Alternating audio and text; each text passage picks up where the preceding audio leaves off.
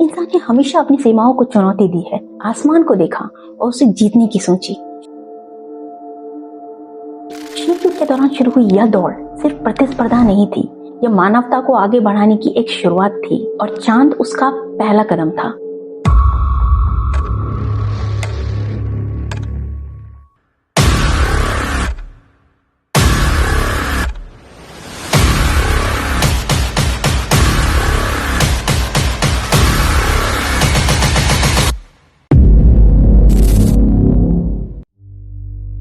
पचास साल इंसान ने चांद की तरफ देखा जरूर, लेकिन वापस जाने की हिम्मत नहीं की।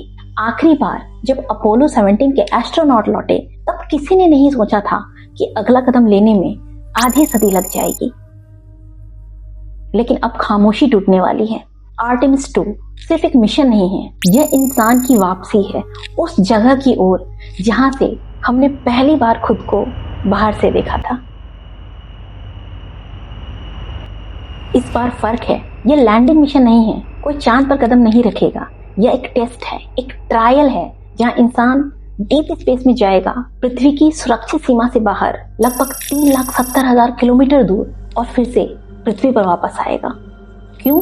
क्योंकि आर्टेमिस 3 उसमें गलती की कोई गुंजाइश नहीं होनी चाहिए। आर्टेमिस 2 यह साबित करेगा कि इंसान और मशीन दोनों इस दूरी को सर्वाइव कर सकते हैं या नहीं।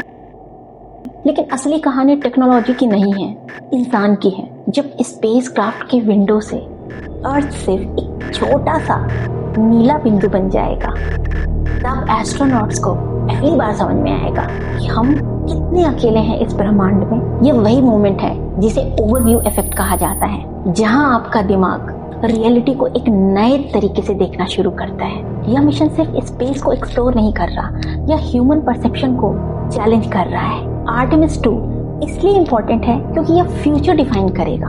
अगर यह सफल हुआ तो चांद सिर्फ एक डेस्टिनेशन नहीं रहेगा, यह मार्स और उससे आगे जाने का गेटवे बन जाएगा। लेकिन अगर ये फेल हुआ तो शायद ह्यूमैनिटी फिर से इंतजार करेगी। तो सवाल यह नहीं है कि हम चांद तक पहुंच सकते हैं या नहीं, सवाल ये है कि क्या हम सच में तैयार हैं पृथ्वी को पीछे छोड़ने के लिए।